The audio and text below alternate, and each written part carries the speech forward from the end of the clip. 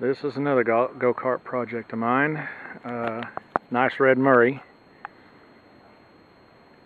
These were nice built frames, but you get to really looking at it, the front ends are really messed up bad.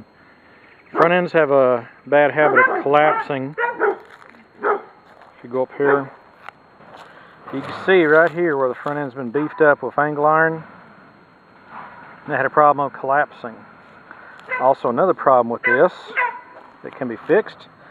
See that piece of angle iron that supports the bottom steering tube? And I'll pan up to there, and there's another piece of angle iron that braces the steering column system. Them were bad about breaking.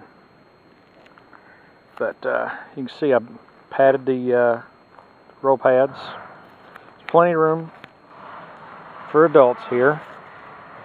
I've was experimenting and grooved the tires for better traction around the yard. Got a Tecumseh 6-horse. I experimented with painting the gas can, but that didn't work too well. Started blistering. Uses the old style clutch system and all. There is a little guide you can see right there that keeps the chain tight. It's a single pull on the rear. It's not a live axle. It's easy to get in and out of, easy to drive. The seat is what I did a nice little experiment on. I redone it because all the wood rotted, and actually the vinyl was in good shape, but I painted it with Rust-Oleum, the oil-based Rust-Oleum, and that really made it live good in the weather. And the pad right there. It's in good shape. I put a brace on the back right here that worked out pretty good. You can see the piece of angle iron with that piece right there. This Tecumseh, I've had to replace the carburetor. Carburetors like to fall apart on these, which is a bad thing. And the pull start has gone bad. Other than that, it's a pretty decent motor. It's got a nice fender system on there. You can see how I grooved the tires. The longitudinal grooves are good for side bite. And you can see how I put the padding on the tube. And there was a little U-bracket I put right there to tie the frame with the roll cage. Other than that, this has been a pretty good go-kart. Like I said, the front ends collapse on them, which isn't too bad, but this is another one that I've completely redone. You can see how the brake system is right there with all that.